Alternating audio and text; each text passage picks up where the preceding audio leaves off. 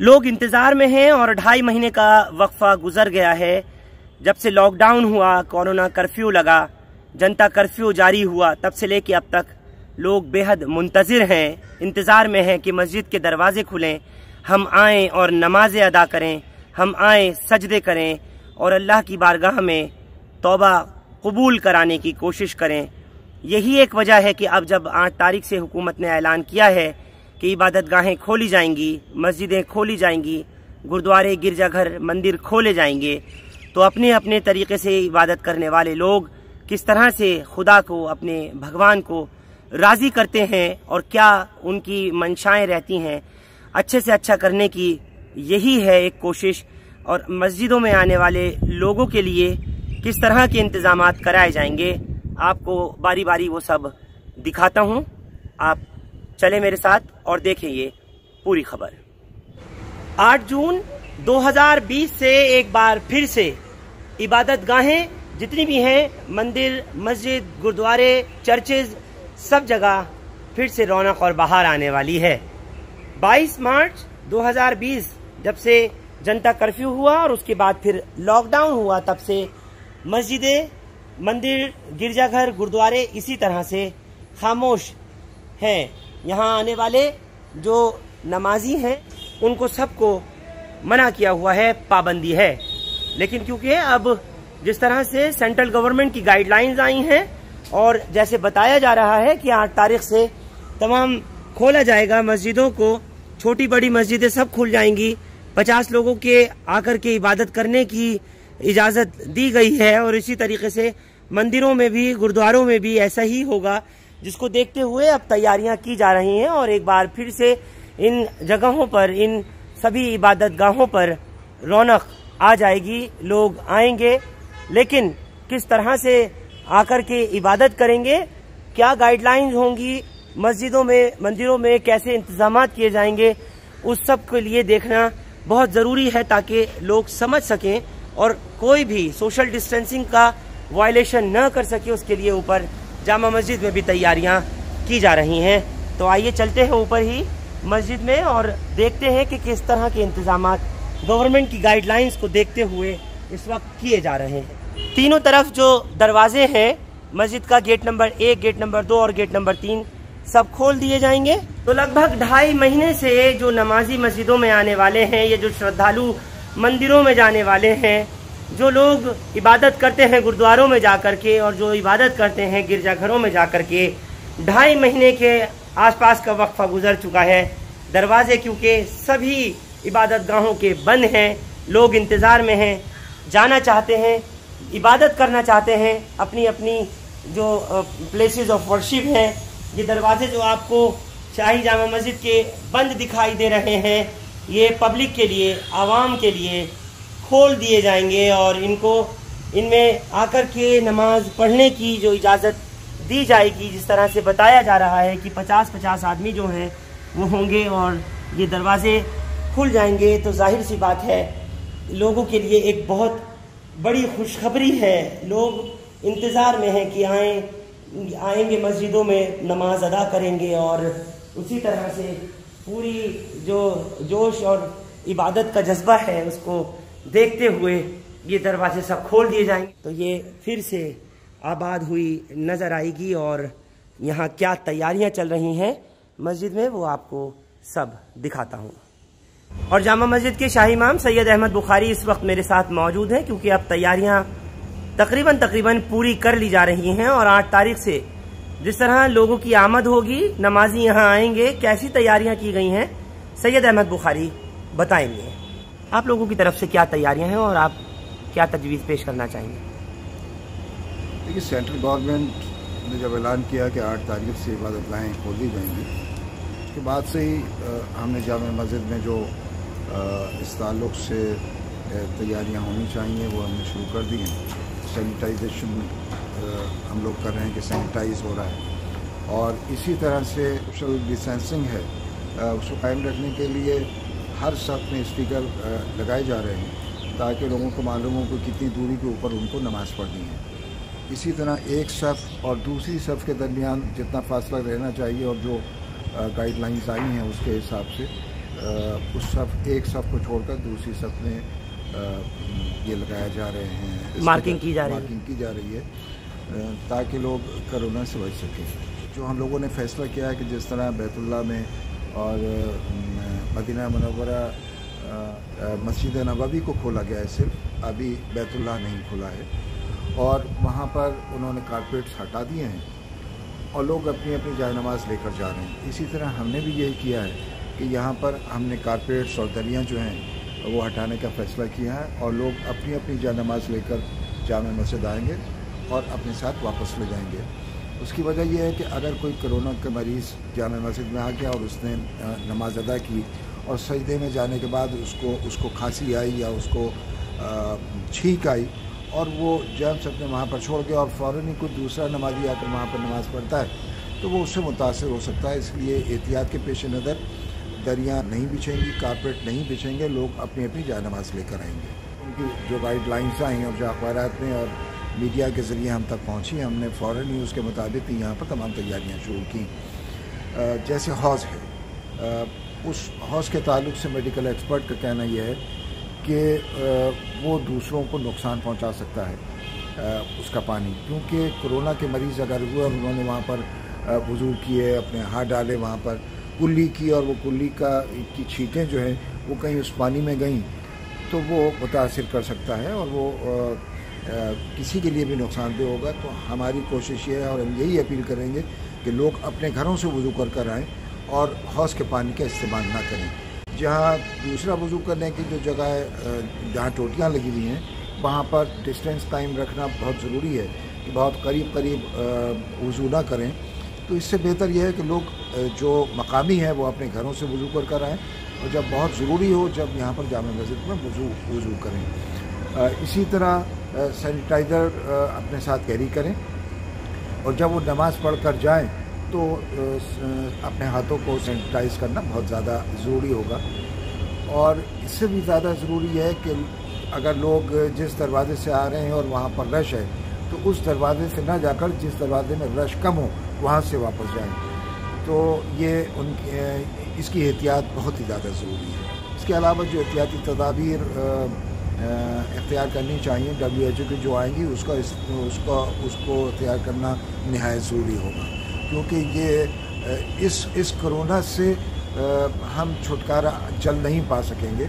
इससे तो जंग लड़ती रहना पड़ेगी और इसी कोरोना में ही हमको जीना भी है जब तक कि वैक्सीन नहीं आ जाती है। और वैक्सीन आने के बाद भी कितने दिनों के बाद ये मौलिक बीमारी ख़त्म होगी ये कोई यकीन के साथ नहीं कहा जा सकता।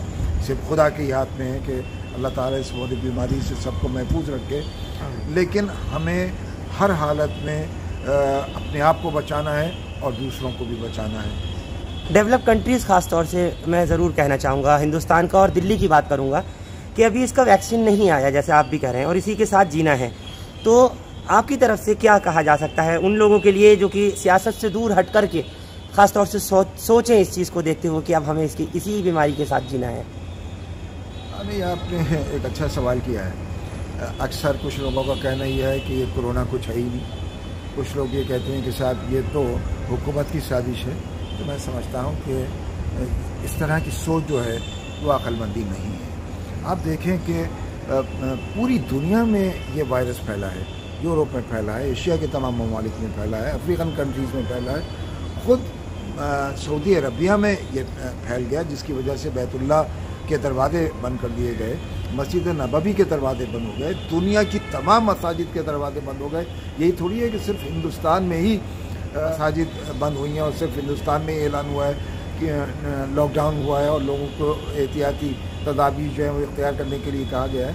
ऐसा नहीं है, ये सोच गलत है। हमें इस वायरस को ख़त्म करने के लिए अपनी अक़ल का इस्तेमाल करना है। इससे बचने के लिए जो तदाबीर हैं वो उसको इख्तियार करना है। जैसे मैंने अर्ज़ किया कि अपने आप को बचाना है, दूसरों को बचाना है, क्योंकि ये बीमारी जल्द ख़त्म होने वाली नहीं है। इस बीमारी को ख़त्म होने में बहुत वक्त लगेगा।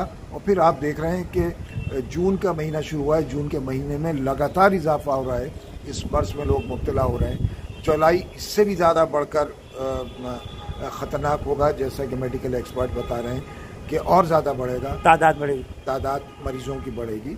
तो हमें इन चीज़ों को सामने रखकर खुद इससे बचने के लिए तदाबीर इख्तियार करनी है और WHO और गवर्नमेंट जो गाइडलाइंस दे रही हैं उस पर अमल करना है। जी, आखिरी सवाल आपसे और बहुत ज़रूरी ये पूछना चाहूँगा कि जिस तरह से गाइडलाइंस आई हैं, स्टेट गवर्नमेंट की अभी नहीं आई, सेंट्रल गवर्नमेंट की आई हैं और WHO की, तो मस्जिद हो, मंदिर हो या गुरुद्वारे या गिरजाघर हो, वहाँ 50-50 लोगों की तादाद बताई जा रही है। तो क्या ये मुमकिन होगा आपके लिए भी या यहाँ आने वाले मुक्तदियों के लिए कि उनको पाबंद किया जाए 50 से ज़्यादा, या किस तरह से आप करेंगे? देखिए, हमने जो तैयारियां शुरू की हैं सेंट्रल गवर्नमेंट की गाइडलाइंस आने के बाद ही तैयारियां शुरू की हैं, और दिल्ली गवर्नमेंट इस पर क्या फ़ैसला लेती है ये मेरे ख्याल में 6 या 7 तारीख तक मालूम हो जाएगा। लेकिन जहाँ तक सवाल है कि मसाजिद में या दूसरी इबादतगाहों में जो वहाँ पर इबादत करने के लिए लोग आ रहे हैं या मसाजिद में नमाज अदा करने के लिए नमाजी आ रहे हैं, उस तादाद को अगर दिल्ली गवर्नमेंट महदूद करती है तो हम नमाजियों को मस्जिद में आने से कतई नहीं रोक पाएंगे। एक दफ़ा अगर मस्जिद खुल गई तो वो मस्जिद बंद नहीं होगी। ता वक्त है कि हुकूमत की तरफ से वो गाइडलाइंस ना आए, खुदा करे कि ऐसा वक्त ना आए और ये मुल्क बीमारी जल्द से जल्द ख़त्म हो, लेकिन तादाद को महदूद करना मेरे ख्याल में यह अक्लमंदी नहीं होगी और ये किसी के लिए भी मुमकिन नहीं है। न ये मसाजिद के जो मुंतज़िमा कमेटियाँ हैं, न उनके लिए मुमकिन है कि वो नमाजियों को रोके, और न दूसरी इबादत गाहों की जो मुतालिकीन हैं वो जो वहाँ पर आने वाले अक़ीदतमंद हैं जो इबादत के लिए आ रहे हैं उनको रोका जाए। मेरे ख्याल में उनके लिए भी मुमकिन नहीं होगा। तो मैं तो ख़ास तौर साफ़ तौर से ये बात कह दूँ कि जामे मस्जिद में आने वाले नमाजियों को हम कतई नहीं रोक पाएंगे। एक दफ़ा मस्जिद खुलेगी तो फिर खुली रहेगी। तो मस्जिद में जैसे ही आप दाखिल होते हैं नमाज के लिए, तो आपका सबसे पहला काम होता है कि आप बावुज़ू हों, यानी आपको वुज़ू करना होता है। और वुज़ू के लिए ज़्यादातर जो लोग हैं वो हौज़ का इस्तेमाल करते हैं। मैं आपको दिखा दूं, ये हौज़ यानी वो पॉन्ड होता है पानी का, जहां पर लोग थोड़ी थोड़ी दूर पर बैठते हैं और उन्हें वुज़ू करना होता है। लेकिन क्योंकि कोरोना वायरस के चलते ये जो हौज़ आप देख रहे हैं वुज़ू करने के लिए, इसको भी पूरी तरह से इसकी बैरिकेडिंग की जा रही है ताकि लोग यहाँ बैठकर वुज़ू ना कर सकें। ज़्यादातर यही कहा जा रहा है कि आप लोग अपने घर से अगर यहाँ नमाज पढ़ने के लिए आते हैं, जामा मस्जिद में या किसी भी मस्जिद में आप जाते हैं, तो वुज़ू अपने घर से कर आइए। लेकिन आपको मैं दिखा दूं, इसको पूरी तरह से वुज़ू के लिए मना किया जा रहा है कि लोग वुज़ू यहाँ नहीं करेंगे हौज़ पर, जिसके लिए यहाँ बैरिकेडिंग करके आप देख सकते हैं कि जो तैयारी है उसको पूरा किया जाएगा। ये स्ट्रिंग बांधी गई है, एक यहाँ रस्सी लगाई गई है, उसके साथ में ये पेपर टेपिंग की जा रही है। तो मजबूरी के तहत अगर कोई आता है और उसका घर आसपास में नहीं है और अपने घर से वुज़ू नहीं करके आया है, तो उसके लिए जो यहाँ पर वुज़ू खाना बना हुआ है, मैं आपको दिखा दूं कि यहाँ पर भी पेपर टेपिंग की गई है और इन लोगों को एक को छोड़ करके दूसरा स्पेस छोड़कर एक जगह बैठा जाएगा और फिर वहाँ पर वुज़ू किया जाएगा।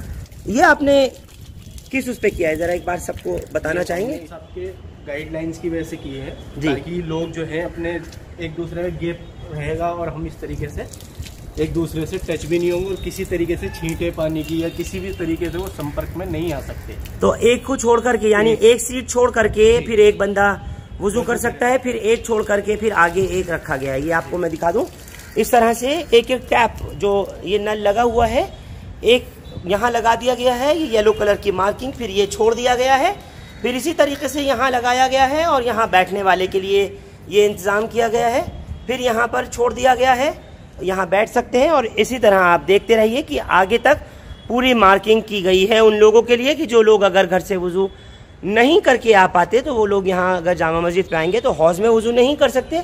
ये जो वुज़ू खाना है, नमाज से पहले यहाँ पर अपना वुज़ू बना सकते हैं। मस्जिद में आए, आपने वुज़ू किया और फिर उसके बाद अंदर जहाँ नमाज होनी है वहाँ नमाज के लिए अंदर चलते हैं और मैं आपको दिखाता हूँ कि किस तरह की तैयारी मस्जिद के अंदरूनी हिस्से में की गई है नमाज को लेकर के।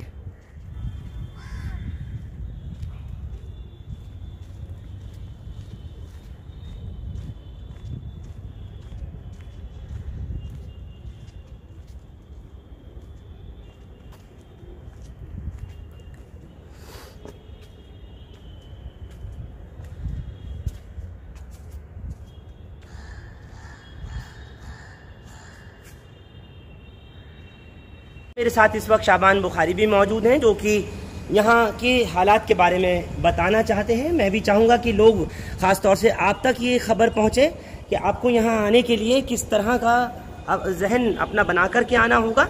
मस्जिद में जब आप नमाज़ पढ़ने आएंगे जामा मस्जिद में, तो आप लोग कौन से इंस्ट्रक्शंस हैं जिनको आपको फॉलो करना पड़ेगा। तो शाबान बुखारी मेरे साथ में मौजूद हैं। जी, मैं आपसे जानना चाहूँगा कि किस तरह से आप लोगों ने इसको मेंटेन कराया है। जी, स्टिकर जो हैं ये लगाए गए हैं, आप देखिए पूरे वहाँ तक जो इनर पार्ट है मॉस्क का उसमें लगाए गए हैं, ताकि सोशल डिस्टेंसिंग जो है वो कायम रहे। एटलीस्ट 1 आर्म डिस्टेंस जो है वो कायम रहे, जो भी लोग जो आएंगे नमाज अदा करने के लिए। प्लस जो हौज है वो आप दिखा दें यहाँ से, वो बंद कर दिया गया है, क्योंकि सबसे ज़्यादा इसके चांसेस हैं कि वायरस जो है वो फैले, स्प्रेड हो। तो ये प्रिकॉशंस लिए गए हैं और कोशिश करेंगे कि मॉस्क को भी जो है वो सैनिटाइज किया जाए रेगुलरली बेसिस पे।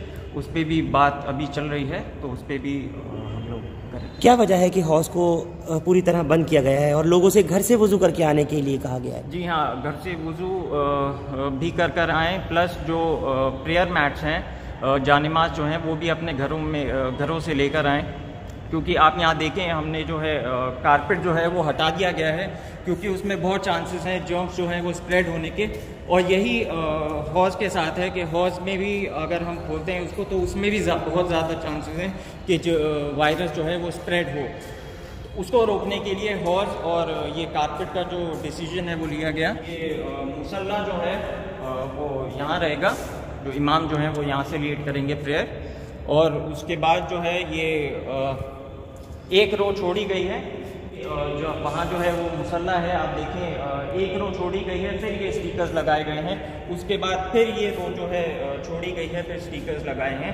प्लस उसी के साथ साथ ये स्टिकर्स के आप बीच में देखें जो है वो गैप रखा गया है, ताकि सोशल डिस्टेंसिंग जो है वो रहे। मेरी यही गुजारिश है, ख़ास तौर से जो हमारे जो बुज़ुर्ग हैं अबव 65 और जो बच्चे हैं बिलो 15, उनको ज़्यादा एहतियात रखने की ज़रूरत है। और साथ ही साथ मैं ये भी कहूँगा, जो भी लोग जो हैं जो मस्जिद में नमाज अदा करने के लिए आएंगे, वो अपने घरों से वुज़ू कर आएँ और सोशल डिस्टेंसिंग का जो है वो ख्याल रखें, क्योंकि एहतियात में ही हयात है। तो आपने शाही इमाम सैयद अहमद बुखारी को सुना और उनके साथ साथ नायब शाही इमाम शाबान बुखारी को सुना। दोनों ही ने तमाम तफसील के साथ में ये बताया है कि लोग किस तरह से यहाँ पर आएंगे, कैसे नमाज अदा करनी है और किन बातों का ध्यान रखना है, क्योंकि ये बात हकीकत है जो आपको भी और हमको भी माननी पड़ेगी कि एहतियात में ही हयात है। आप एहतियात बरतेंगे, आप प्रिकॉशंस लेंगे, तभी आप तंदुरुस्त, सेहतमंद और ज़िंदा रह सकेंगे। मैं फरहान याहिया आप तमाम लोगों से अपनी तरफ से भी ये अपील करूँगा कि जब आप मस्जिद में आएँ तो उन तमाम बातों का ख्याल रखें और ख़ास तौर से तवज्जो दें इस बात के ऊपर कि जो भी आपको डूज एंड डोंट्स, यानी क्या आपको करना है और क्या आपको नहीं करना है, इन बातों का ख़ास तौर से आप भी ख्याल रखें, ताकि दूसरे मुतासिर ना हो सकें और इस संक्रमण से जितना हो सके आप खुद भी बच सकें और आपके अपने भी बच सकें, दूसरों को भी आप प्रोटेक्ट कर सकें। इसके अलावा यहाँ जामा मस्जिद में आने वालों के लिए, जो लोग नमाज पढ़ने के लिए आएंगे, उन सब के लिए जो हिदायत जारी की गई हैं उनका ख़ास तौर से आप सब भी ख्याल रखें, ताकि खुद भी महफूज रह सकें और दूसरे भी महफूज रह सकें। हिंदुस्तान लाइव फरहान याहिया आप लोग YouTube पर सब्सक्राइब कर सकते हैं और क्लिक कर सकते हैं बेल आइकन हमारी खबर की पहली नोटिफिकेशन के लिए। फेसबुक पर हमारा page Hindustan live Farhan Yahya follow और लाइक कर सकते हैं। शाही जामा मस्जिद से इस खबर पर मेरे साथ जुड़ने के लिए आप सबका बहुत बहुत शुक्रिया। Thank you for now.